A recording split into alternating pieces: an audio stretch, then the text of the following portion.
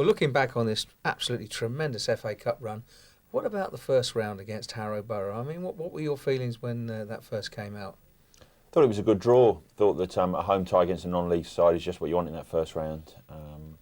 Little did we realise at the start of it how far this cup side would take us, and we won comfortably 3-0. Probably most notable for Barry Siltman coming on and making himself the oldest player in FA Cup history with a cameo performance, I think it was called. But we got through that without too much trouble. Knocked this free kick in. Throws it towards the goalkeeper. Once more, Hook pumps it out, and Bates is there again. Well, it's 3 in 2 games for Jamie Bates. Really a poor attempt by David Hook to clear the ball. Only succeeded in putting it straight to the feet of Jamie Bates. And after 10 minutes, Wycombe have that first goal. Lawrie Sanchez, I'm sure, will be pleased with that.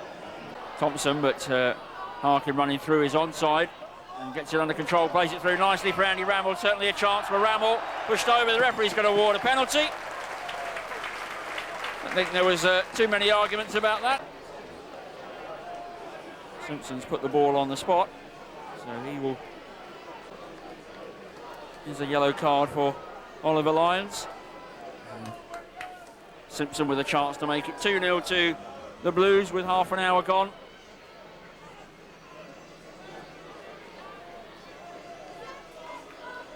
We're just making sure everybody's out of the area. So it's Simpson against Hook. Oh, just inside the post, Mike Simpson. Good effort by David Hook in the Borough goal. Got his fingertips to it, but the pace on the ball took it into the back of the net via the post. And Wycombe have a 2-goal lead. Thompson trying to flick it on. Steve Brown sets off in pursuit and falls to the floor, and this time the referee decides to call a halt. It's a word with Andrew Rose, and it's going to be another booking. It's 4 Harrow players with a yellow card to their name this afternoon. Wycombe yet to have a man cautioned. Bates and Cousins have gone forward on this occasion. Simpson and Brown standing over things. It's Brown with the ball in. Bates is there with a header. Jamie Bates, it's 4 in 2 games. 6 for the season for Jamie Bates. 3-0 to the Blues. Well, you must be delighted to get that one out of the way. Yeah, after our previous history against non-league sides, it was nice to put them away in one game, and a fairly comfortable 3-0. Although, to be fair to Harrow, they gave us, Martin had to put off a couple of good saves. But, once we got the early goal, I always thought we were going to go on and take it. OK, so what are you hoping for in round 2? Another non-league side at home would be nice, done anything too difficult. Hopefully not Yeovil, though. Well, you never know, this could be the start of another Lawrie Sanchez run. Well, I don't think we're going to win it this year, but to get through the third round, would be a bonus, and if we can get into the 4th round, that would be great. But as I say, on the day we were professional, a clean sheet at one end and 3 goals at the other, and it set us up nicely for the what was to follow. I remember being in the boardroom because they did the draw immediately after that match in the evening, and it suddenly came out Millwall, and I think everybody sort of went, everybody slumped. Think, God, we can't possibly be drawn away at Millwall. Yeah, and when that happened, I think a lot of people thought, well, that's it, that's our cup run over for the year. And little were they to realise that we went over to Millwall and played excellent, probably one of the best performances of the season. We were solid. We rode our luck a little bit, came out with a 0-0, and I think they would have worked twice in the last couple of minutes, didn't they? But it was a sterling performance from the lads. And even then, I think Mark McGee said that on a decent pitch they could outplay us, so we came back here the following Tuesday night, and I think we gave them a footballing lesson and comfortably won, or not comfortably, but we won, with a fairly strong hand. 2-1, I think it was. Is that right? Macca got one, and you have to remind me on the other one. Just shows how far along ago it is. Absolutely. Yeah. But that was a good performance, the home result, and it made a few people look up and take notice of us. Indeed, I mean, we did play particularly well that night as well, because Millwall were renowned as a very good footballing side. In fact, as we're doing this, we know that they've been promoted, and our performance that night was absolutely excellent. Yeah, as I say, we rode our luck in the first game at their place, and the woodwork helped us. And I remember talking to the players before the second game, and I said to them, on the back of a little bit of luck like that, the ball should have gone in the goal and it didn't. that perhaps a cup run can be built. And we, as I say, we came home on the Tuesday night, and I thought we were excellent that night. Played really, really well. Fully deserved to win 2-1, and in the process gave them a footballing lesson on what was a good pitch. Wycombe able to go forward. Townsend pushed and brought down. Gets a free kick. Jostling going on, and it's Brown that takes the free kick. Heads go up, a chance here, and Wycombe are in the lead. Andy Rammell makes it 8 for the season.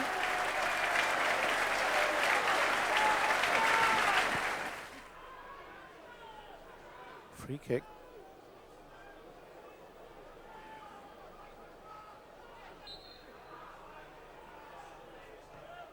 Floated in, the heads go up, and still the chance. And Millwall have equalised. Thompson on the edge of the box, Harkin right by the keeper. And everybody misses it, overhead kick. And Paul McCarthy puts the ball in the back of the net on 44 minutes. To make it Wycombe Wanderers 2, Millwall 1. Yeah, we already knew that it would be Grimsby at home if we got through against Millwall, and that too, very hard game. Yeah, when you know who you're playing before the tie's played, it's sometimes a bit of a downer. Grimsby, with all due respect to them, wasn't the draw we were looking for, and you think, well, we've got to get through a tough game here, and we end up with Grimsby. That said, we did the job. They came here and they were leading for most of the game, weren't they? And then Macca popped up with another one of his cup goals, and we got 1-1 draw, and everybody put us down to go out then at their place. I remember going up there on the night, and I think a game was called off just down the road. Was it Halifax had a game called? Scunthorpe. Scunthorpe had a game called off there for all the press tootled over to our place, and Martin Lee was really the star of that. I mean, 2 free kicks and a corner.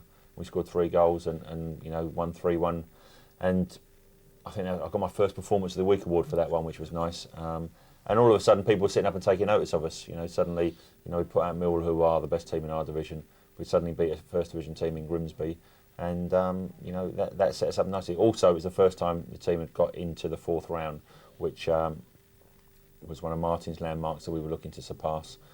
So that was nice. And when I remember sitting on the coach on the way back, and we were talking about how many people do you think we'll have for the 4th round game, and we thought perhaps we might go up to 7,000, and little did we know on the Wednesday morning the phones didn't stop ringing, and 2 weeks or so later we'd sold out for the first time in the stadium as it is in this present configuration.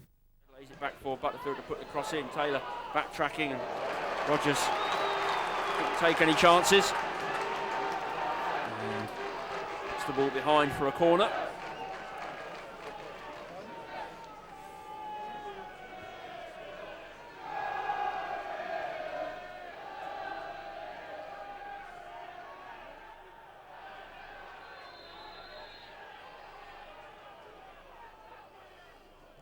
Campbell it is, he swings it in, and the header is in there from Nielsen, and unfortunately it's the Blues that have conceded just on the stroke of half time. Meanwhile, Taylor with the long ball forward aimed at McCarthy, gets a flick down. Rammel's there, got possibly for Brady, played out for McCarthy, it's in the back of the net, Paul McCarthy, and the hero of the second round replay against Millwall has poached the goal that gets Wycombe back on level terms in this game. Taylor with a kick forward, initially the ball breaking for Andy Rammell, but his shot was blocked. Brady with a nice touch out to McCarthy, and very calmly from just by the corner of the 6-yard box, Paul McCarthy swept the ball home. Gets a deflection for another throw by Chris Winnecombe. Winnecombe turning well, and then gets a nice cross in on his right foot. Rammell jumps, Baird with a header. Oh, fine save by Danny Coyne, right close to his post. And I think caught his head actually on the upright. It's a throw on, but at the wrong end at the moment. Winnecombe looking down the line for Rammell, who's being caught from behind, but it's the final action of this match. Wycombe managing to salvage a draw. Paul McCarthy with the equaliser, quarter of an hour from the end of the game. David Nielsen it was who gave Grimsby the lead, but the Gatchans here at Adams Park with a score. Wycombe Wanderers 1, Grimsby Town 1. On the wing, good run made here. Steve Livingston, who's drawn himself out from the middle, will come back in now by Gallimore. Jeffries, a lovely knockdown. Good save by Martin Taylor.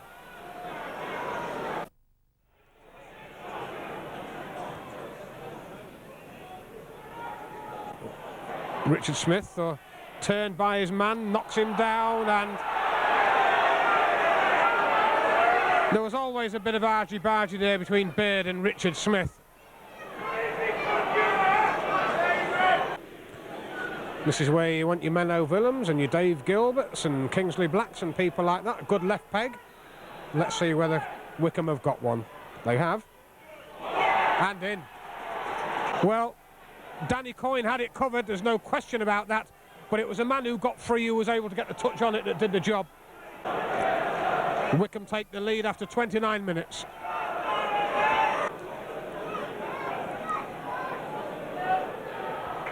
Edge of the area, nobody attacking it, 2-0. Well, Wycombe are in charge now. Great strike by Simpson. Came to him on the edge of the penalty area, there was nobody with him. And in 2 minutes, Wycombe Wanderers go 2-0 in front. Right-footed now, coming in. Not a bad one. Nicely off. Jeffrey, yes! Beautifully chested down by Steve Livingston. Great finish by Michael Jeffrey. As this second half starts, it's Town 1, Wycombe Wanderers 2, and all to play for both sides, with the visit of Wolves awaiting the victors of this game.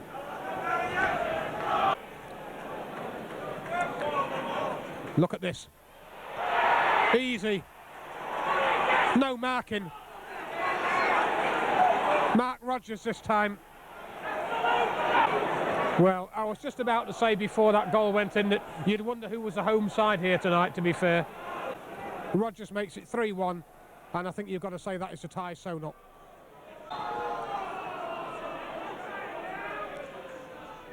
Peter Handyside outside the area, drives it in, great effort. Still Wayne Burnett, man on the left-hand side now is Jeffrey. Good little ball. Great move by Town. Kevin Donovan on the end of it, couldn't get it past Taylor at the near post. Well, there's your final whistle, and what a disappointing result for Grimsby Town. And you can't say Wycombe don't deserve it. Wycombe deserve the victory on the night. Been a good performance by them. They'll go off to their fans to our right. And, well, the fans deserve a round of applause. It's a long, long way to come all the way up here on a Tuesday night in the middle of January. The fans are happy with that. The players will be well happy with it. They've got a tie at home to Wolves in the next round. And I think we shall just wish Wycombe all the very best for that round. Well, Ivan, you must be delighted with that. I know that you love to be associated with history, and we've waited a long time for the fourth round. Oh, it's tremendous, Alan. I don't think I've worn a smile like this since we beat Lincoln last year. In fact, the chap in the stand said to me, he said, I've not seen you so happy, he said, since you came running over, he said, at the stand, he said, when we beat Lincoln. And I said, well, I said, this is history, isn't it? This is a little bit of history in the making. All credit to the players and the manager. This man keeps knocking them down, doesn't he? He really does. He really does. I am so pleased. It was a cracking game, and we played well. Oh, particularly in the second half. I mean, I really want us to go in 2-0 at half-time. Desperate for us to go in 2-0 at half-time. 3 minutes to go when they scored, I think. And that was 2-1. And I was only in the director's lounge about 3 minutes. I never drank the cup of coffee they gave me. I put my coat on and came straight back outside, and I just sat there thinking about what would I do if we actually won the game at the end. And then I thought, no, don't do anything stupid. Chairman of the football club. But when that third goal went in from Mark Rogers, I mean, the little group of us there from Wycombe just jumped up in the press box. It was tremendous. Oh, the guy behind me thought I was nuts, actually. I nearly jumped the seat. And I must admit, there was a scout who was to my right-hand side. And he said, you deserve it. He said, Yeah, absolutely brilliant. He said, well done, you deserve it. I said, hang on a moment. There's, I think it was about 18 minutes to go, was there? Yeah, that's right. And I kept looking up at that clock and counting it down. I'm absolutely sure that clock went through in 1.5 minutes at a time instead of 1 minute at a time. Well, it's Wolves now in the next round. What about that one? Yeah. Been to Wolves. They've been to us. They won't be cherishing this one. John Ward's in the stand. And look. And no, I think it's a great game for us. And I just said to the Free Press, come on, Town. Come on, Town. Get behind this one. This is history. This is the 4th round. It's up to you now. Players and the manager have done their job. Come on. Let's get out of the woodwork and let's really see how many can turn up. Well, potentially this could be a very good gate for the club, couldn't it? It could if we had a full house. Yes, of course it could. And how great the atmosphere would be, wouldn't it? Let's have a party. That's what I said. We already knew it would be Wolves at home if we were successful up at Grimsby.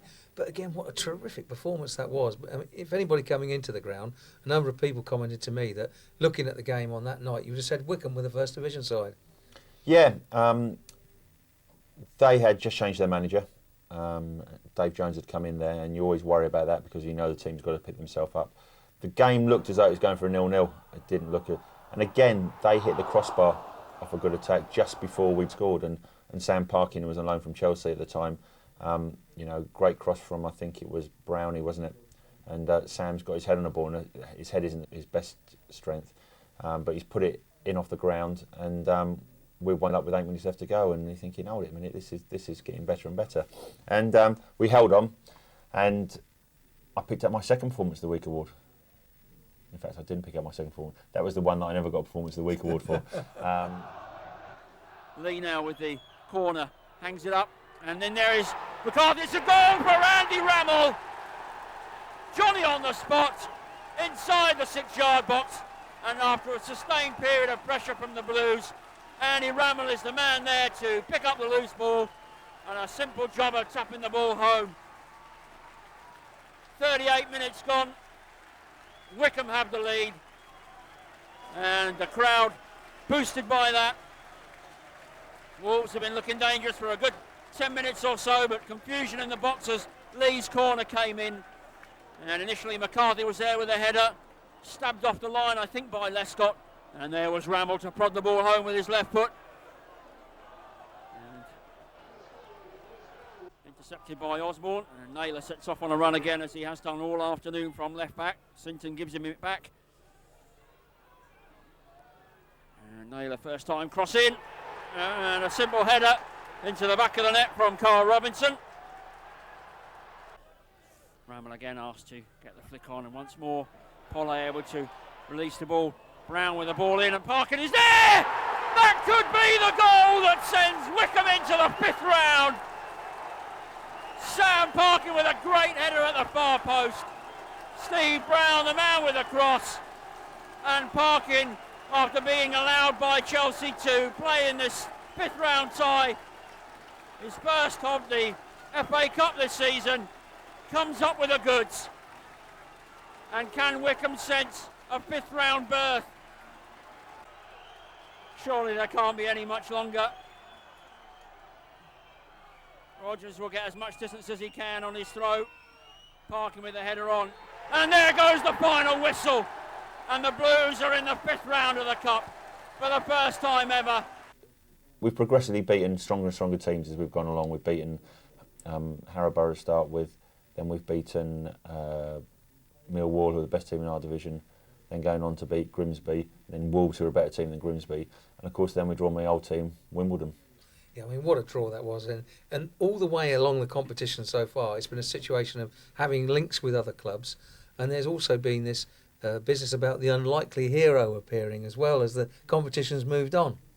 Yeah, Sam Parkin, people forget that he suddenly was covered on the back pages of all the papers. Nobody had heard about him before. He was on loan from Chelsea, had been at Millwall, and he's made himself a hero in that Wolves game. And then we end up with the epic ties against Wimbledon. I mean, that anybody who was at either of those games has had their money's worth of football this season, if you just watch those two. 2-0 down, 15 minutes left to go. Ted limping about because he can't take him off because we've done our 3 subs. And suddenly we get a goal, we're back in it. And right at the death, we get another one, and you know it's 2-2. Hardly taking the free kick quickly, and comes right across. Taylor missing it, falls to the floor, comes off of Steve Brown for a corner. The more worrying is the fall by Martin Taylor. Taylor still feeling his midriff as Ardley curls the ball in. Rammell has to jump. It's a header into the far post by Williams. And after 25 minutes, the visitors have the opening goal. Push forward. Cousins strikes it deep in towards Rammell. He jumps, but he's beaten to it. May drop for Keith Ryan. Fine save from Kelvin Davis. That's the best chance that Wycombe have seen this afternoon. Simpson's control lets him down. Ainsworth doing well, gets the ball through to Yule.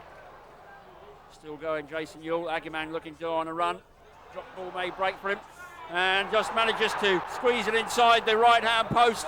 But exactly what Lawrie Sanchez didn't want was the opposition getting a second goal just before the break, and that's really made Wycombe's task all the harder in the second half. So welcome back for the second half, and Wycombe will need to strike early if they're to get anything out of this fifth round FA Cup tie. Patrick Aguiman's goal 6 minutes before the break. He's rather knocked Wycombe back on their heels, and they need to have a fast start to get a goal back and they start to put pressure on their first division opponents. And Cousins there beaten by the bounce, and Yule still going. He's got Carlson going outside of a chance for Carlson to make it 3. Excellent save by Taylor. Had to be alert. And short into the feet of Simpson, does well to turn. Lofts one up, flags up once more. Wouldn't have counted, Sam Parkin. Just set off a little too early. Simpson spotted the run. And Parkin jumping well. Couldn't find the net with his header. But the linesman's flag would have ruled it out anyway. Williams playing it back to his goalkeeper under pressure from Keith Ryan, and rather stuffs his clearance. Comes to Parkin across the floor. Baird is there, comes out to Simpson with a strike on goal. It's gone on the post. There's the first goal for the Blues, and now we are going to have a grandstand finish to this game. A scrappy goal in the end. The clearance didn't go too far. Parkin's first ball across the area didn't get to a blue shirt. Stubbed across again by Widdicombe, I think it was, and the ball eventually broke for Simpson, and Simpson's shot bobbled against the floor and over the head of Kelvin Davis. And with still a quarter of an hour at least to go, Wycombe are back in this game, and the crowd really rising to that. This time Hawkins then tries to get it back. It's got to be a back pass. It's got to be a back pass. Referee had no hesitation in pointing to the free kick there. Now this is definite opportunity for Wycombe. Hawkins, I'm not really sure what he was doing, whether he was trying to put the ball behind the goal for a corner. In the end, played it straight to his goalkeeper, and the referee has said that's a free kick. Now, not always as easy as they look, these free kicks, when they're as close to the goal line as this. The ball is on the 6-yard box. It's going to be Mike Simpson and Steve Brown. And the referee even wants to move it forward. Brown possibly may get a strike from Simpson's touch. Now Wimbledon will desperately try and squeeze this down. Referee trying to get the players back on the goal line. Brown will have to strike the ball quickly. It is Steve Brown, and eventually it's blocked. It comes to Parkin. Back for Widdicombe to play back in. The ball drops for Steve Brown. There is the second goal. There is the second goal. It's 2 apiece. Wycombe have come from 2 down to get back on level terms with Wimbledon. Brown has injured himself in scoring the second goal. Wycombe are walking wounded at the moment. They played for about 5 minutes with 10 men. Rogers still hasn't come back onto the field. Wimbledon arguing with the linesman to say it was offside.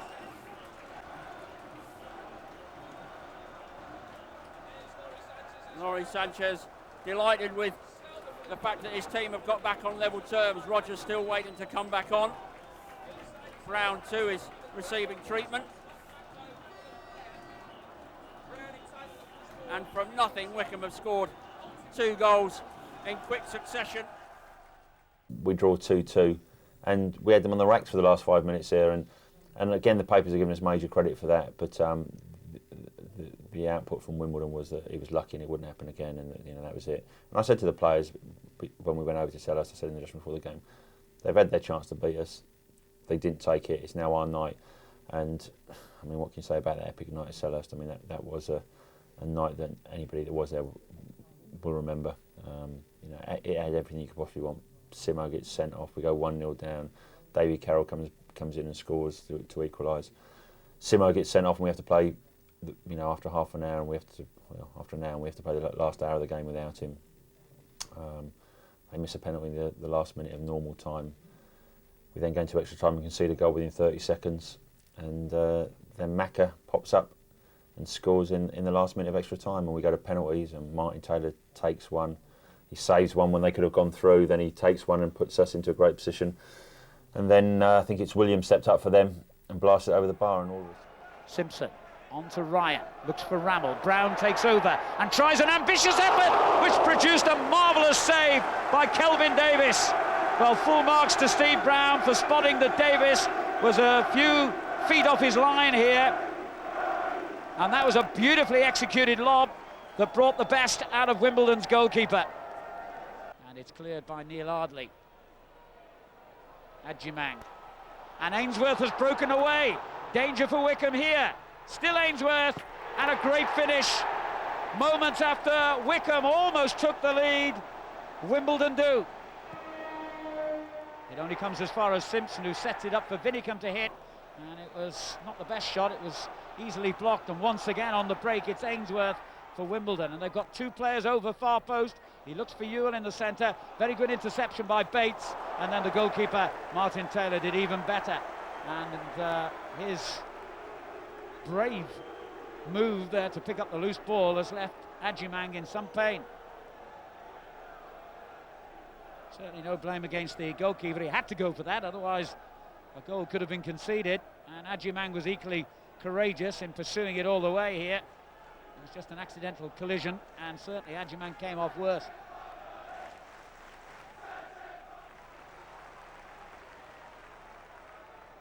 McCarthy thought about turning it back to his goalkeeper, thought again. Now finds Ryan, on it goes to Bullman. 2 players on the right here for Wycombe.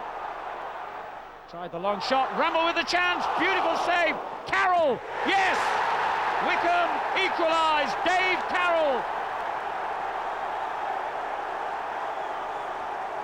31 minutes gone, and deservedly Wycombe are level.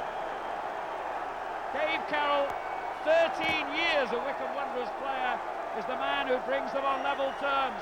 After Davis had made a wonderful save from Rammell, Carroll following up, slides it home. Gale's cross is good, and the header goes wide. The referee seems to have pointed to the spot. I think the referee's given a penalty. The Wycombe players can't believe it.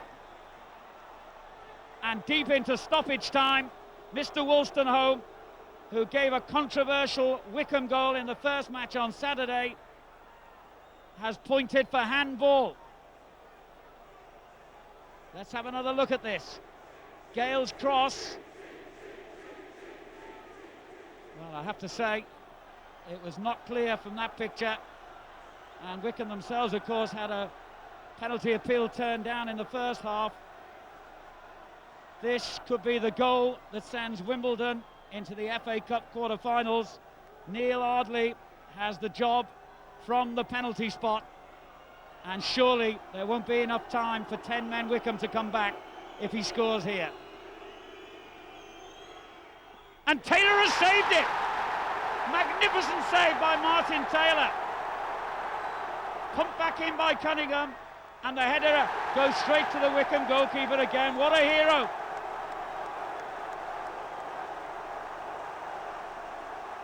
Well, I must say, as he pumps it long here, and Parkin goes in for the ball at the other end, Davis making a good save.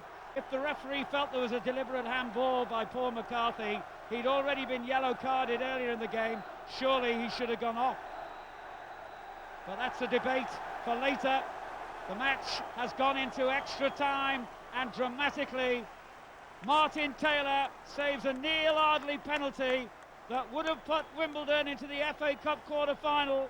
But second division Wycombe Wanderers, who played most of the second half with only 10 men, are still alive, still in the FA Cup, and facing now half an hour's extra time. Brilliant save.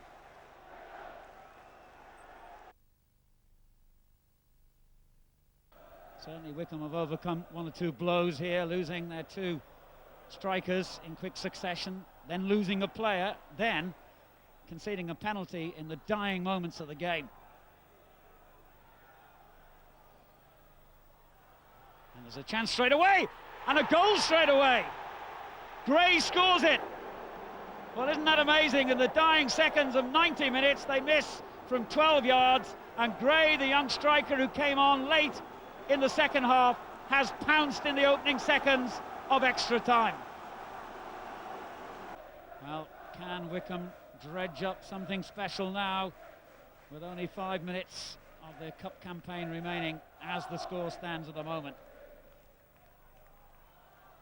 Steve Brown, who managed to do just that, of course, on Saturday with that late equaliser. This time he drops it in short for Townsend, and that gives Gale the opportunity to go forward and look for Jason Ewell. Great save by Taylor. Magnificent one-handed save by the Wycombe goalkeeper. Has kept his team's hopes faintly alive. If that's gone in, then it's all over. Wonderful save. And Brown can't accept the gift when it was played straight to him. There are only seconds remaining now. Oh, the ball bobbled nastily there for Davis. It comes to Parkin. Is there drama left in this tie yet, I wonder? Parkin for Wycombe. He's done really well. Can he get his cross in? He can. And Bullman hits it. It's a goal! Unbelievable! Wycombe have pulled it level in the final seconds through Paul McCarthy. They will not lay down and die. Wycombe's cup dream is still alive. Paul McCarthy has equalised in the last seconds here at Selhurst Park. And surely now it's going to go to penalty kicks. Wimbledon 2, Wycombe 2. A fantastic FA Cup tie did indeed have one final twist of drama. Parkin pulled it back. Bullman's shot was mishit. McCarthy threw himself at the ball, and Wycombe's man of the match has surely sent this tie to a penalty kick shootout.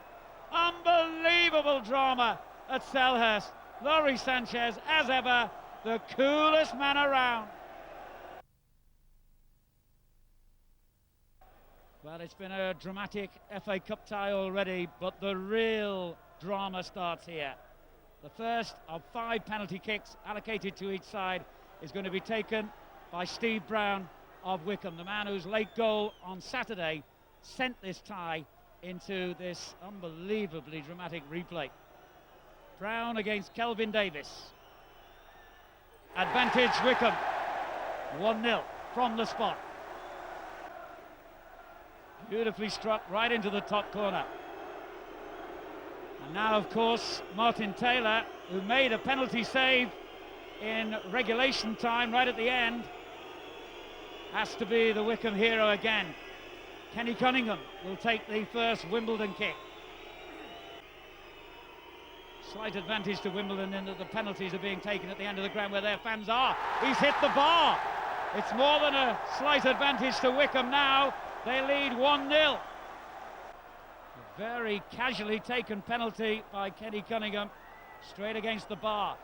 And now Jason Cousins, one of Wycombe's longest serving players, 10 years at the club, can make it 2-0. And does! Jason Cousins urges more noise from the Wycombe fans, and they've not been lacking in that department tonight. The first 2 penalties successful for Wycombe. Now Jason Ewell steps up to take this one for Wimbledon. This to make it 2-1.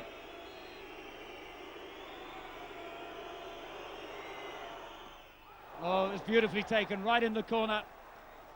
And it is 2-1. Penalty number 3 for Wycombe will be taken by another of the players who goes all the way back to their non-league days, Keith Ryan, in his testimonial season. And he's skied it over the bar. Still, though, Wycombe have the advantage.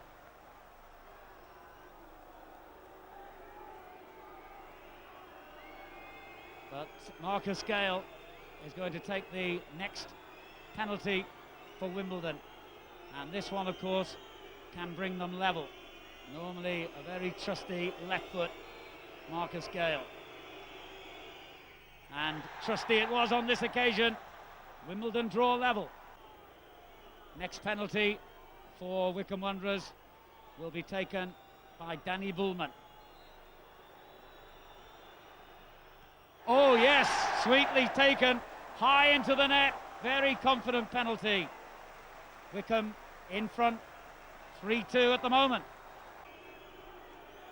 Jonathan Hunt, who came on as a late substitute, beautiful striker of the ball normally. And he got that in the corner, even though Martin Taylor guessed correctly. 3-3. Well, each team has had 4 penalty kicks. Each team has scored 3 times. Parkin for Wycombe, drives it high into the net to make it 4-3. So, the crucial penalty from Wimbledon's point of view is coming up now. And the young player on loan from Chelsea sweeps it high into the net. And Neil Ardley, one of the longest serving players at Wimbledon, must score here. Otherwise, Wimbledon are out and Wycombe Wanderers will go through to the FA Cup quarter-finals. If he does score, it's sudden death from the penalty spot. And he has scored. 4-4, sudden death now. Well, from here on in, it's sudden death. Chris Vinicum, who's never scored for Wycombe and who missed a penalty in a league match against Oxford United earlier this season, to take the next one for them. And scores! Well, this is nail-biting tension at Selhurst Park. And now Darren Holloway, the former Sunderland player, has to score to keep Wimbledon in the competition. And he does so very emphatically. A moment of real drama for Ben Townsend, a youngster who's only had half a dozen or so games in Wycombe's first team, now charged with the responsibility of scoring from the penalty spot. And does so! What a moment of satisfaction in that young man's career. That takes real bottle. And bearing in mind he missed an opportunity to score from open play. That was a courageous kick, well done. Now it's Wayne Gray, who of course scored the goal early on in extra time to give Wimbledon the advantage. He has to score now from 12 yards out. And he has as well. There have been some very good penalties here. Well, what a huge prize is at stake here. A place in the quarter-finals of the FA Cup. Jamie Bates for Wycombe. And he's missed it. Advantage Wimbledon now. If they score, they are through and Wycombe are out. It's Peter Hawkins who has the job of scoring here to send Wimbledon into the quarter-finals. And Taylor saved it. Unbelievable drama continues here. Is there no end to this tie? Off we go again. More sudden death. But it almost sneaked in behind him. Martin Taylor, the hero again for Wycombe, just kept it out. This is heart-stopping entertainment at Selhurst Park. Paul McCarthy, whose late goal for Wycombe in extra time brought about this penalty shootout, has scored.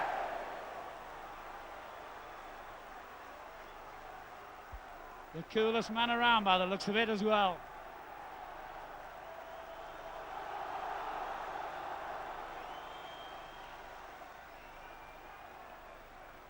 I don't know if Wimbledon have actually decided who's taking their next penalty. It looks as though it's going to be the goalkeeper. Can't believe that, because with all due respect to Kelvin Davis, his kicking during the match was not of the highest order, but he's been given the duty of scoring from the spot to keep them in the competition. And he does so. Well done, the keeper. Well, it's not very often you see this, is it? Two goalkeepers taking penalties against each other in their little private duel. And Taylor has scored as well. Well, the FA Cup competition has thrown up some wonderful stories down the years, and we've seen another one to add to the long list tonight. Now Taylor's got to be shot stopper. Williams will take the kick. And he skied it! Wycombe Wanderers are in the quarter-final of the FA Cup in an unbelievable story here at Selhurst Park. 2-0 down in the first game, 1-0 down and 2-1 down tonight. They've scored an equaliser in the dying moments of the game, and now from the penalty spot, Wycombe Wanderers have done it. And the team that had never been into the third round of the FA Cup before are now in the quarter-finals. What a story at Selhurst Park. What drama. What fantastic scenes of joy. A second division club has made it to the last 8 against all the odds, with a man sent off 20 minutes from the end, with a goal seconds from the end, and now from the penalty shootout, they're through, and Wimbledon are out.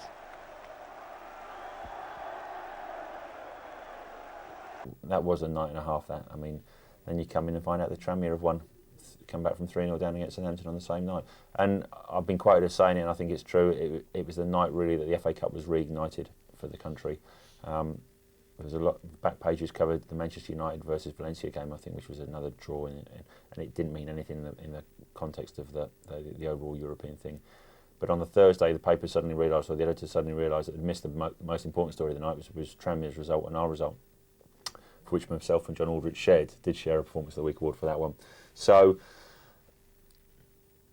we're in the quarterfinals, and all of a sudden everybody's talking about us now, progressively. And then we draw Leicester, which again, obviously, with the connections with Martin being there and Guppy, who was here, being there.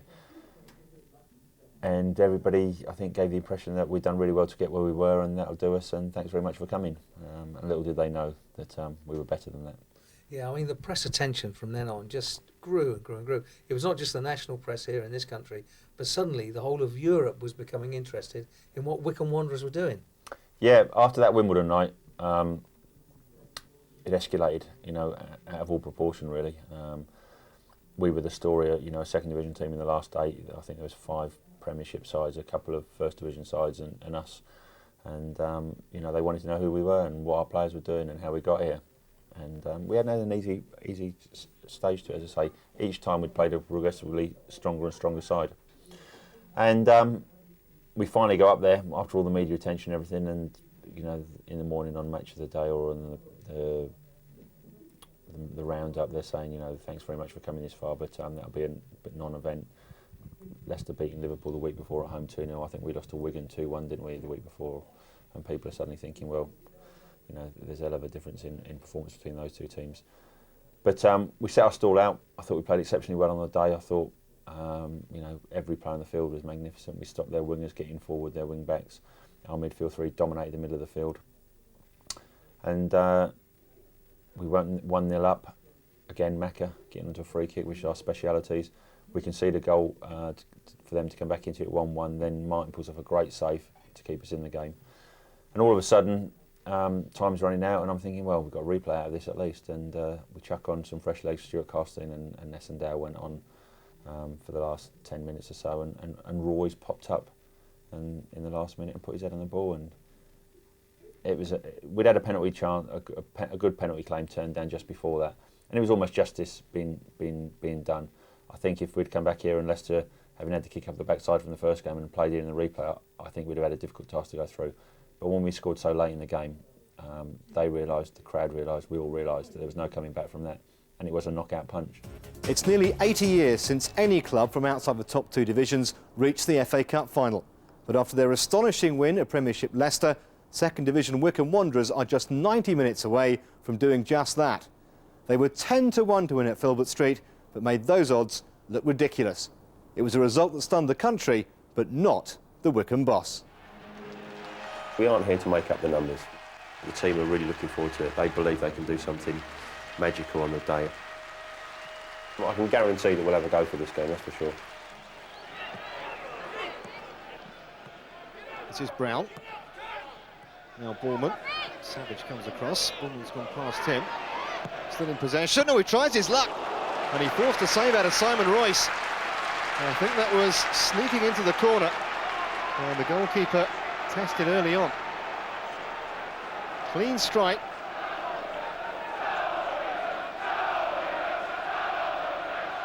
Good start from the Second Division side. Impey underneath it. Savage.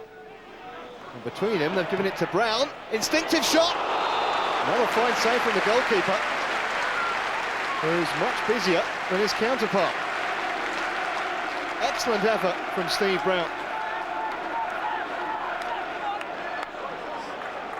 Peter Taylor must be concerned. Won by Impey. Under pressure from Clegg. And then under pressure from Simpson. And it's a free kick to Wycombe.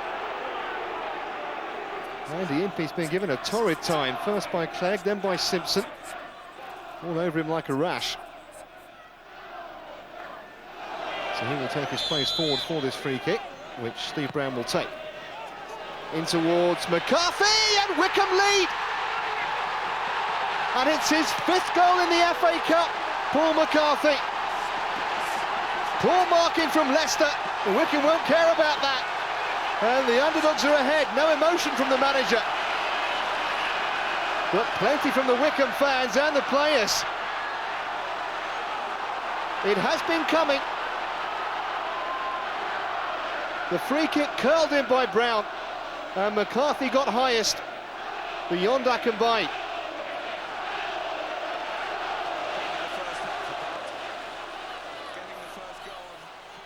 Goalkeeper was just rooted to the spot. Real concern now from the Premiership boss. His team need an equaliser, and quickly.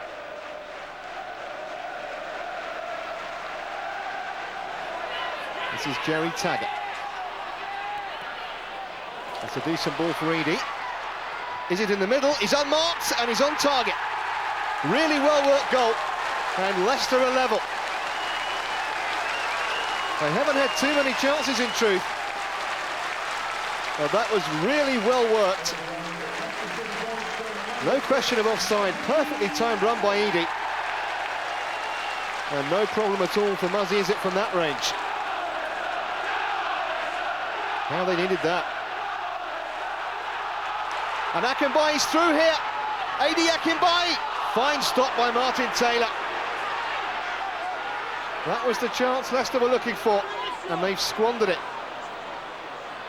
It was excellent goalkeeping, though, from Taylor. Hasn't had much to do, and he's denied Akinbaye there.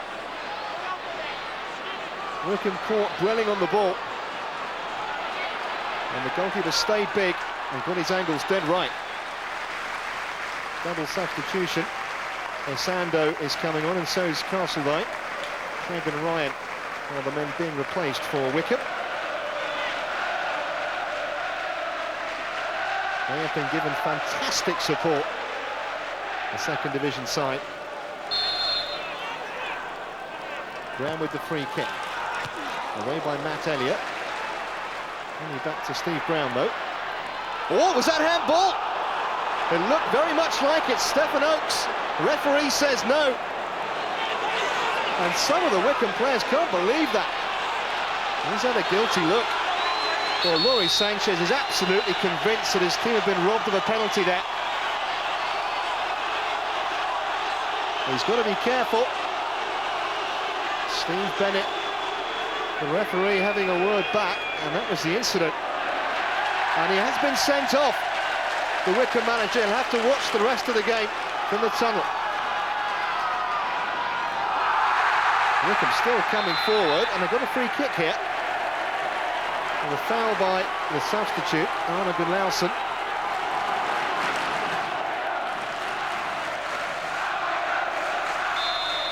We're 2 minutes into injury time. Plenty forward in the box for Simpson's free kick. Decent double-fisted punch by Royce. Here's Ballman. Back into the mixer. Knocked back by Bates. Esando! It's in! And the man who they found through an advert on the internet has really put Wycombe on the worldwide map. You couldn't make it up. You really couldn't. Surely they're there now. We're deep in stoppage time. The man born in Belfast who grew up in Ghana, he's played in Scotland, in Finland, but he's never scored a goal as important as that one. Bates is knocked back. His Sando buried it. That's the manager's reaction. Tell him the magic's got out the cup.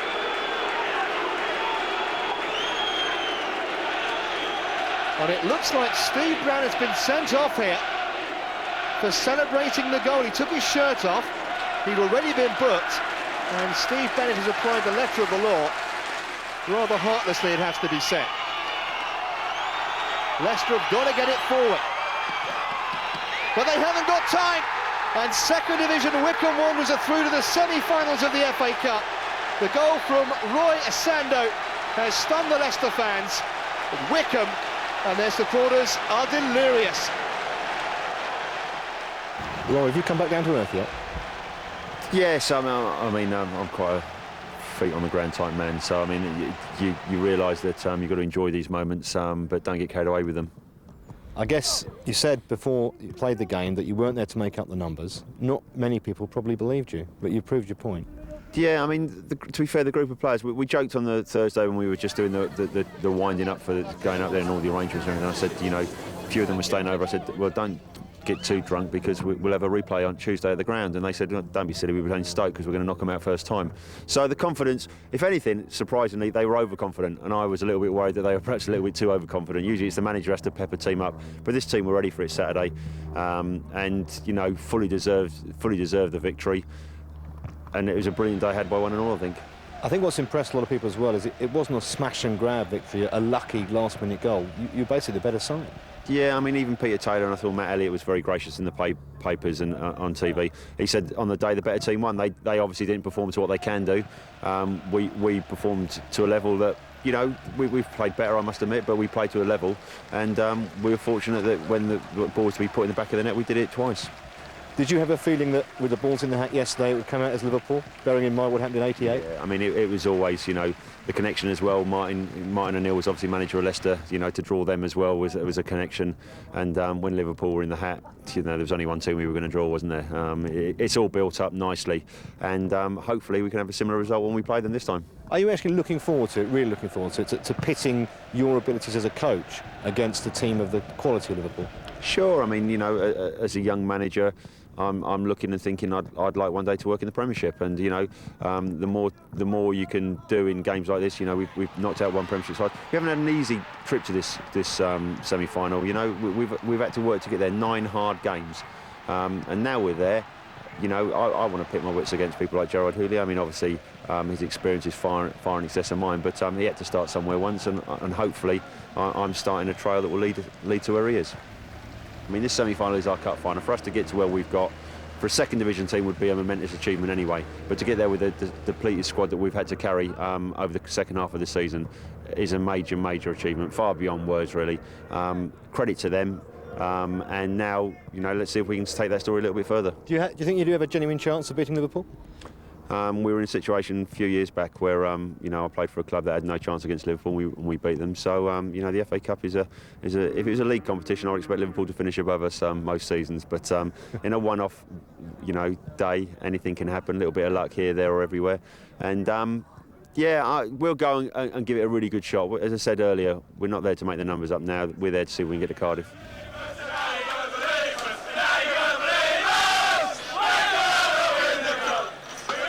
I don't remember much. I remember Stephen Brown, I think, had a free kick wide in the left, and I just got off one of the markers. I don't know. I'm not sure who it was. It was Elliot or Taggart. And next thing I know, the ball's right in front of me. So I just tried to hit the target and make the keeper work if I have to. But when it went in, that's different class.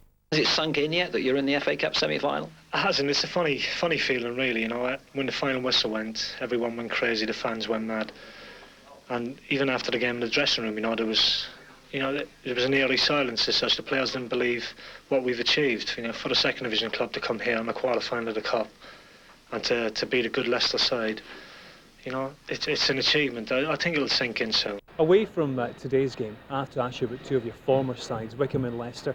Great game yesterday, fantastic result for Wycombe. Oh, without a doubt, definitely a fantastic result to go there as complete underdogs in the match.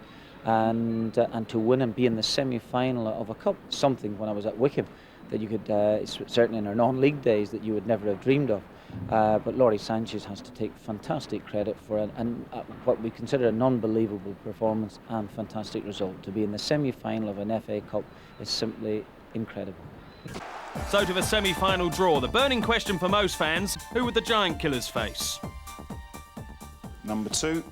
Which means that Wycombe Wanderers, who've never been beyond the third round until this season, will play number 1. Liverpool, 5 times FA Cup winners. Back to Wycombe Wanderers then. Monday morning training. Head still firmly in the clouds. Steve, have you come down to earth yet after Saturday? I think just about, actually. It's been a great weekend for everybody associated with the club, the fans. I think the whole town's buzzing like so. It was a massive game on Saturday, and I thought we won the game on merit, really.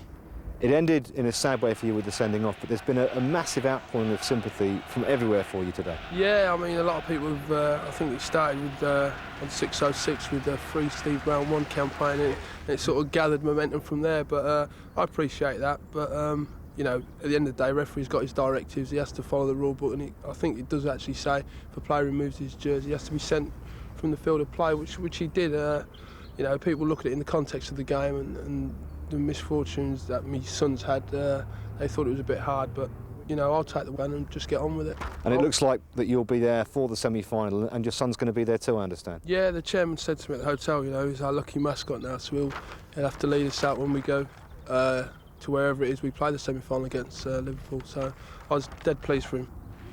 Paul, can you believe the exalted company you're in now? Arsenal, Tottenham, Liverpool and Wycombe. You have to pinch yourself. You know, at the start of the season, it would have been an achievement for us to get to the third or fourth round. But to get to the semi-final, it's beyond all our dreams. Have you given much thought to the semi-final and facing the likes of Owen and Fowler and Heskey?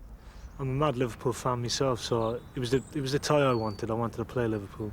If we get beat by them, it'd be nice to see him play in the final. And everyone in the country who's not a Liverpool fan is going to be on your side, aren't they? I'd imagine so, yeah. But we're just going to go and enjoy the day. You know, we said that going into the game on Saturday. The main thing was that we enjoy it, and we did. The bookmakers gave you no chance at all on Saturday. You were 10-1, I believe.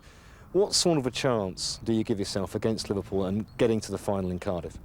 It's going to be even more difficult. You know, they're a quality side. They've already won the League Cup. As I said, we're just going to go. If we get a result, it'll be fantastic. But just enjoy the day will be the main thing. Have you thought in the back of your mind of walking out at Cardiff? I know you've still got to play Liverpool. It's a massive if, but you're only 90 minutes away from the final. Like the last time a second division team got there was a long time ago. Yeah, it'd be nice if we could get there. But the strange thing about it is now, I mean, we've got 6 league games between now and the FA Cup semi-final, and it would be nice for us to get a few wins and put ourselves back at the table in the league, which gives us a chance of still gate crashing the playoffs. So still a lot of football between now and the FA Cup semi-final. From that moment onwards, the FA Cup became the priority, and our results between the quarter-final and the semi-final reflected that. You know, we had to protect players for the semi-final, we had to gear everything towards the semi-final, and unfortunately our league position slipped during the course of that. Yeah, I mean, just talk for a moment before we move on to the semi-final about Roy Essendon. I mean, what an extraordinary story that was, because I remember you were sitting here at the desk, and Paul McCarthy from the People was sitting in here. He'd been talking to you that day. Terry Gibson was sitting alongside him, and I came in the door, and you said, "Oh, I don't know. We've got to do something about trying to get a striker in because we're so desperate for the matches, and we haven't got anybody that can lead the line. Perhaps we ought to try and advertise for somebody." I mean, it was the most extraordinary story, wasn't it? Yeah, in the Wimbledon game, in the course of that game, we lost Andy Remmel with a hamstring injury, which had counted him out for 2-3 weeks. Bairdy had his cruciate snapped in a tackle, and I think it was Sam Parkin's second last game, who came on and did very well in that game, and so he left the club soon afterwards. And all of a sudden, from having loads of forwards, we ended up with having no forwards. And as I said to you that day, I said, "Well, stick something out. If anybody wants to play in a quarter-final and they're not cup tied, give us a shout." And we had an agent pick it up off teletext. Said, "I've got a lad that he'd been touting around to a few clubs." Roy came. He did okay in a reserve game. We played him on the Saturday in the first game of trial. He did okay again without setting the world alight. And we took him on the basis that we needed a forward, and he was a big lad, and he wasn't bad.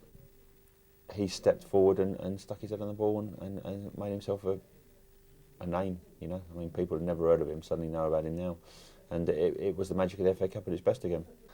And so we draw Liverpool. Obviously, each round there seems to have been a connection. This time round, it was that obviously myself and Gibbo played in that famous '88 final. So Liverpool at Villa Park, we had the Holt End, we had the home dressing room, we had everything really, and we were really looking forward to it. Rams had come back and was fit by then, and everyone was really buoyant. And as I say, the publicity was just phenomenal. I mean, the publicity we picked up was unbelievable, really. And we took the players away, to be fair, to get away from it that week, down to Spain, to La Cala resort in Mijas, and we had a good week's training down there, which got the boys away, got them together. The weather was great to train in just a t-shirt and shorts. The sun was out, they played golf, and it was just what the team needed, to be fair, just what we needed to get away. And then we come back, and all of a sudden it's Sunday, we're on TV, 9 million people watching us. And I know 1 or 2 people associated with the club, although not the players or the staff or that, but people in other positions thought, well, Liverpool beat Stoke 8-0 in front of their own fans at Britannia, in front of 27,000 people in the Worthington Cup. What we don't need is to be humiliated in front of a live TV audience. And if you look at the strength of 3 England forwards in their team, the strength of their team, Paul Gerrard, Young Player of the Year, Heskey, one of the other ones for the Young Player of the Year. I mean, they're a phenomenal outfit. Spent an awful lot of money over the last few years, and I think there was a nagging doubt in everybody's mind. I'd say outside of the players and myself, I mean, I had no doubt that we'd perform. And in fact, I said after we lost to Walsall between the 2 ties, 5-1, again because we had to pull Batesy off to rest him didn't want him to get booked or suspended for the semi-final. I said to the reporters after that won't happen again. I can guarantee that, and I was sure in my own mind that it wouldn't. And I think we surprised everybody. Not so much myself, not so much Gibbo, not so much the players. That how well we did play, how competent we performed, and we kept a Liverpool team at bay for 78 minutes, and they scored from their one corner they had of the game. They rebounded the corner. When you saw the people of quality of Heskey come on, and Gerrard come on, and Murphy come on, you realise what a task you were up against. And we conceded, from a rebounded corner.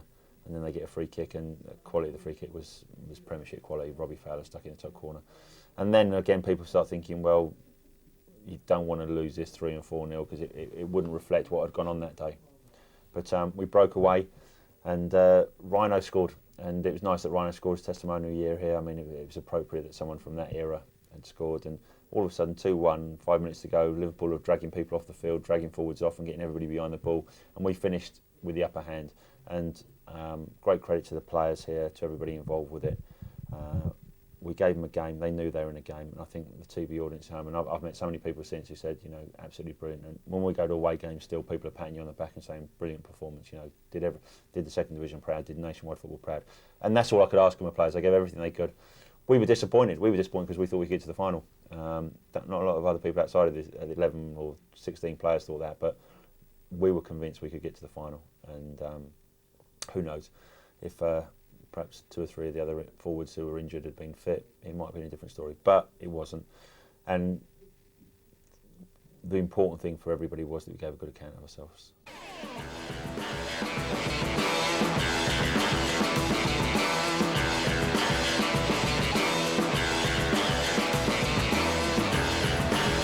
Can't believe it. I'm still pinching myself now. Teams like Man United haven't got this far, so how Wycombe have done it, it's amazing. Come on! Come on! It's nice to see the turnout after that. I mean, it's incredible. We never knew there were so many Wycombe fans in the world. Bet you never thought you'd see this day. Never, and we probably won't see it again, but we're going to enjoy it today. It's Buckinghamshire's big day out. The biggest game in the history of Second Division Wycombe might just be one of the biggest FA Cup upsets of all time. It's a mismatch, that's for sure, the FA Cup Semi-Final here at Villa Park. But don't try telling this lot. 20,000 Wycombe fans fervently believed the side could upset the odds, as they did at Leicester last time. All the emotion that day was captured by Steve Brown's personal video diary. Now, for the first time, you can see it. You're live and direct on Steve Brown TV now. Get ready to buy your semi-final ticket, because we're going all the way. Hear me now? Aye. Leicester reckon they've got their name on the cup with Lily Savage wearing his special silver boots. What do you think about that? Well, he can say what he wants. Don't say a lot about it, really, mate. I'll like shove the words down his throat.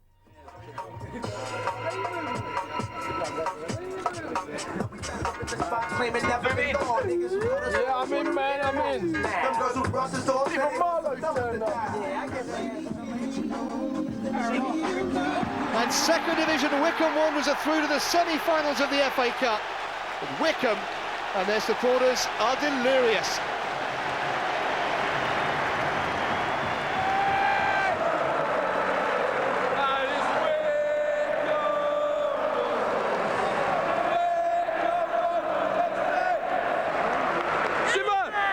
Interview for me. Stay there. Stay there.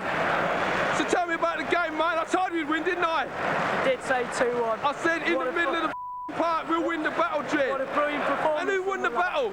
We are last four. See? Here we go. Get in the interview, Jed. What, man? Come on. Hey, Negro, tell me about the game, man. Tell me about the game. Hey, you're lucky I wasn't playing in now. Could have been more. Yeah? Gibbo, come on, interview Terry Gibson for SBTV here. Gibbo, tell me about the emotions of this day. Does it match all the I was emotional before the game, Brownie, because I'm so proud of you lot.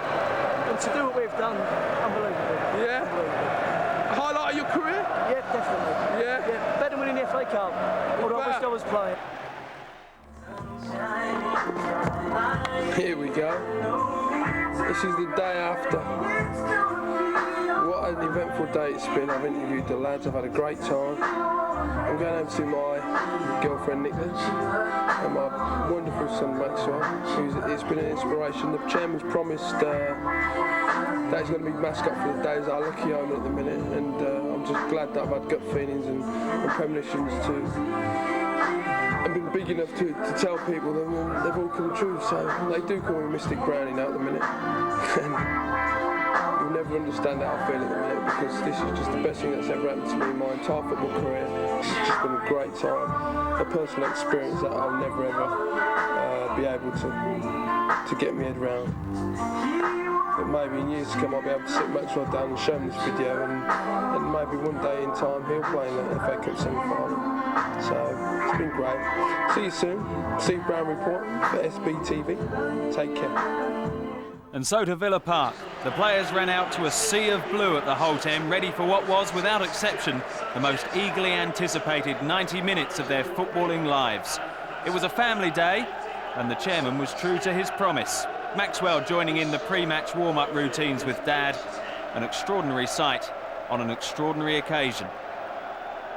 Also there, Jack Sanchez kicking about with the boss, his dad Lawrie, of course. All very relaxed, but when the afternoon got serious, Wycombe were up for the fight. Here's Ron Atkinson and Clive Tildesley. Hoopier. Late challenge there by Rammell. Fowler's managed to turn it out to Ziga, and Fowler's got in behind Wycombe, and he has support from Michael Owen here. Taylor had to be quickly out, rode his luck a little bit, but Brown was there to shepherd the ball back into his goalkeeper's path. Yeah, great decision making there from Taylor. He was the hero against Wimbledon in one of the previous rounds, and there he made a great, brave decision to come early. Otherwise, Michael Owen would have been opening the accounts.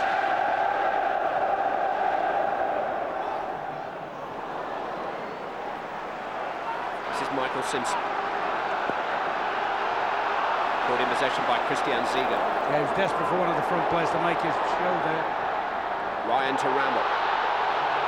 Ryan's got away from Hooper and has gone for the chip here, and he was aware that Solder Vestergaard was 4 or 5 paces off his line. Audacious effort by Keith Ryan.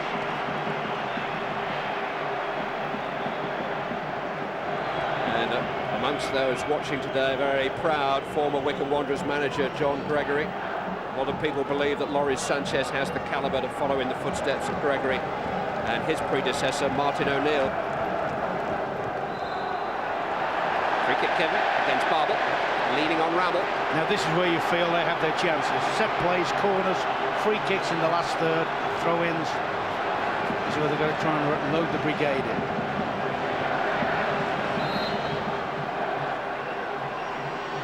Simpson to take. And there's a flick there from Ryan, and that was awkward for Vestergaard. And that was almost a carbon copy of the manager's goal against Liverpool.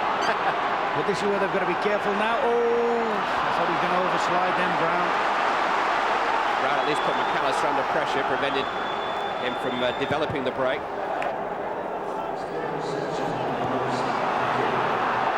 Barmby, in towards Owen. Great chance for Michael Owen. Great save too by Martin Taylor. Really wonderful stop by the Wycombe Wanderers goalkeeper, preventing Michael Owen from giving Liverpool a lead. Barmby, Fowler. Oh, it's terrific control from Robbie Fowler, held back by Michael Simpson. Was a foul, no doubt about it.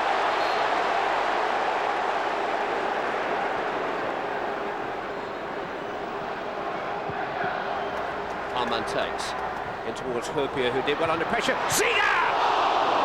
It's a fabulous effort, and it just bounced past the left-hand post of a helpless Martin Taylor.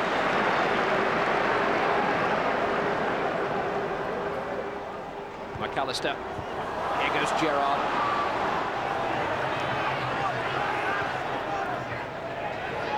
Carragher, hooked in towards Heskey! Smart stop by Martin Taylor. Hasn't been troubled for a while now, but he propelled himself away to his right, a little wink of the eye. He's enjoying himself. Yeah, he knew he was going to save that. Good ball in, smart header, but a nice one for Martin Taylor. Just kept his hands warm for a while. Wycombe can't afford to let their thoughts race too far ahead. Liverpool are still coming forward. There are still 15 minutes or so left to play. Here's Michael Owen. Taylor's done exceptionally well again. Just couldn't lift it over the on-rushing goalkeeper. And Martin Taylor makes another heroic save. McAllister takes. It's been a long, long time in coming, but the Liverpool Cup adventure continues. Emil Heskey gives them the lead. They could be heading back to Cardiff again. Gerrard provided the cross. It's the substitutes. Quality balling, great quality balling, and for the first time in the game, a Wycombe defender hasn't cleared the header, but he tucks it away nicely. Big, he's strong, he's put it away. Ironically enough, the first corner of the game.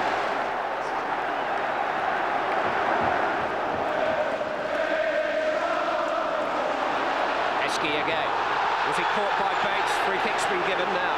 Is there any more punishment heading the way of Jamie Bates? No.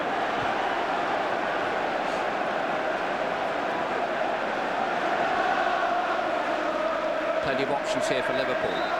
Fowler, Harman or Murphy. It's Robbie Fowler. Ah, terrific! The man who lifted the Worthington Cup in Cardiff puts the seal on it for Liverpool. They're heading back to the Millennium Stadium. All those anxious, nervous looks have disappeared.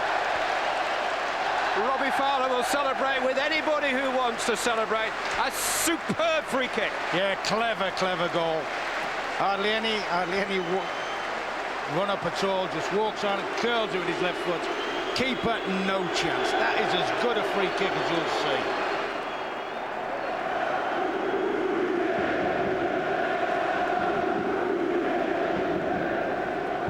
Taylor long. Whittingham waiting underneath it. Forced through towards Ryan. Oh, they've got one back. It's Keith Ryan for Wycombe. They just will not lie down. 3 minutes remaining. It's one of the originals, Keith Ryan, who played non-league football for Wycombe Wanderers, who has given them a chance, just a breath, a glimpse of a chance of rescuing this semi-final. Big long ball down the middle. Little flick on, and he takes that ever so well. That's the ball off his line, and 3 big long minutes now. When the game looked all cut and dry, and you're thinking, oh, Liverpool going to make it 3 or 4.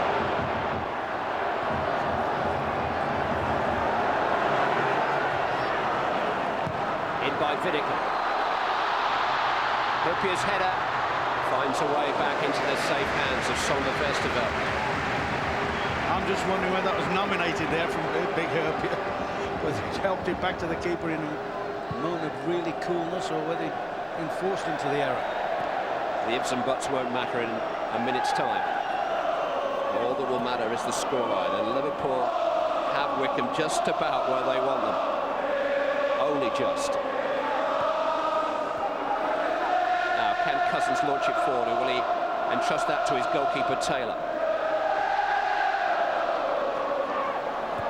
Another towering header from Hopier, back in though by Bates. McCarthy's up there full time now. Ryan was running in behind. Holshow managed to smuggle it clear. Cousins, body checked by Fowler. Free kick to Wycombe. This is the last throw of the charmed Wycombe Wanderers dice. Give it a blow, boys. Cousins. It's towards Bates. It's won again by Hopier. It's cleared by Gerrard. Fowler contesting the ball manfully for Liverpool. Murphy is able to bring it out of harm's way. Playing the last few seconds in Wycombe's half. Playing it in the penalty area with Gerrard. Agonising. Absolutely agonising. He's in there somewhere, Steven Gerrard. Yeah, lovely threaded ball through here. He makes the strikers run. Is he, isn't he? It doesn't matter. He's in the position where you think just chip it over the keeper. The romance is over. Reality returns to the FA Cup in the shape of a really mouth-watering final. It's Arsenal versus Liverpool, but nobody will ever forget the odds-defying cup run of Lawrie Sanchez's Wycombe Wanderers. Liverpool are going back to Cardiff, and who knows what in this everlasting cup season of theirs. Wycombe are going back to the second division relegation fight. Who knows when or if their paths will ever cross again. But this is another unforgettable chapter in the story of the FA Cup. Martin Taylor defied them for so long. But the final score in this AXA-sponsored FA Cup semi-final at Villa Park is Wycombe Wanderers 1, Liverpool 2. So we did the best we could, and that's all you can ever ask of a team. You know, pleased that we got a goal, pleased that Rhino scored it. They're a different class. I mean, you got to appreciate that. The penalty, the free kick showed that from Robbie Fowler. Perhaps could have defended Heskey's goal a little bit better, but you know, we're nitpicking here. We came. And for 75 minutes, I thought, you know, we were in a game. To be fair, I mean, to Wycombe, you know, every one of their players has performed magnificent. You know, 2-1 is it's great for us to get to a cup final, but Wycombe made us fight till the final whistle. We expected that sort of game. They would give their all, they would battle hard. All we had to do is to be extremely professional, not concede a goal, get them on the quiet. I mean, I don't think they had a chance before they scored a goal when we were 2-0 up. It's been a big thing hanging over us, a semi-final. Our level of performance in the league has obviously dropped. Now we've got we can watch the final on TV, so we can get down to concentrating on league games, put this season to bed, and come out stronger next season. And let's get ourselves in the First Division next season.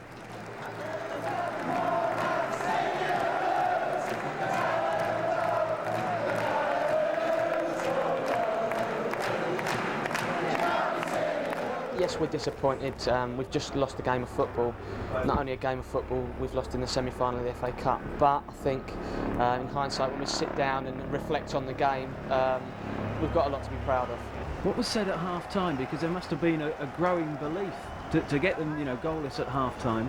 Yeah, I think we wanted to just make sure we got to half-time without conceding a goal. That's our first objective, and the second objective was to try and nick a goal second half, because the game's always going to open up as people get tired. And as I said, during the second half, I thought it was end-to-end, even though they still had slightly more possession than we did.